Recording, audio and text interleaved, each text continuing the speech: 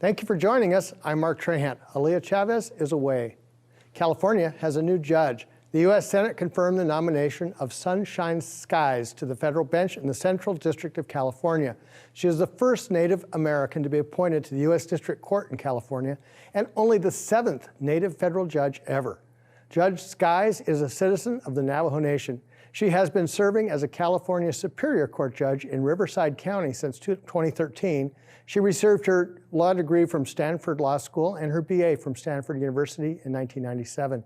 Navajo Nation President Jonathan Nez congratulated the new judge. He said she is an inspiration to young people, and he said, "We look forward to having more appointments that reflect the diversity of this country."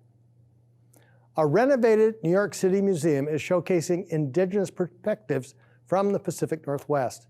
This new exhibit is part of a long collaboration with tribal citizens to make sure what's being displayed is respectful to Native culture and its people. The American Museum of Natural History asked Musqueam citizen Morgan Guerin for help. Guerin was there for the start of a project to renovate the museum's Northwest Coast Hall. On display in the hall at that time were some of his nation's sacred regalia.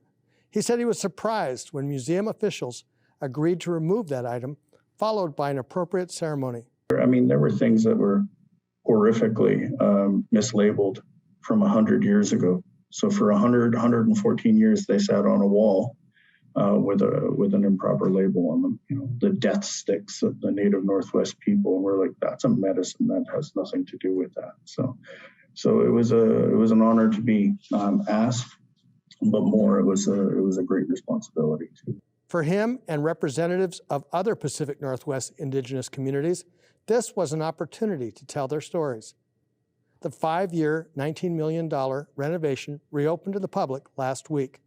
In the new exhibit, display items now include labels that use the language from the Indigenous community that they're from. When museum officials decided it was time to renovate, they knew they couldn't do it without input from the people whose cultures are on display. Lots of museums should really look at this project and its success and learn something from it.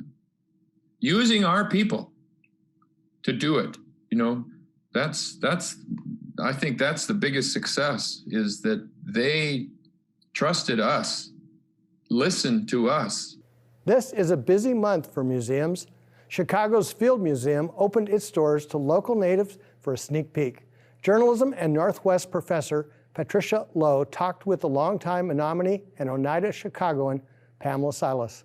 They're showing a living, breathing culture that, yes, there is honoring the past and some beautiful pieces, but they're also bringing it forward, featuring kind of some of the art and the people that are living in these communities to this day. Past relations with the Field have not always been positive. So I've been a harsh critic of the Field Museum over years, but this exhibit and the Crow drum exhibit that they did last year, I'm really impressed, and I'm hopeful that this is the beginning of something new.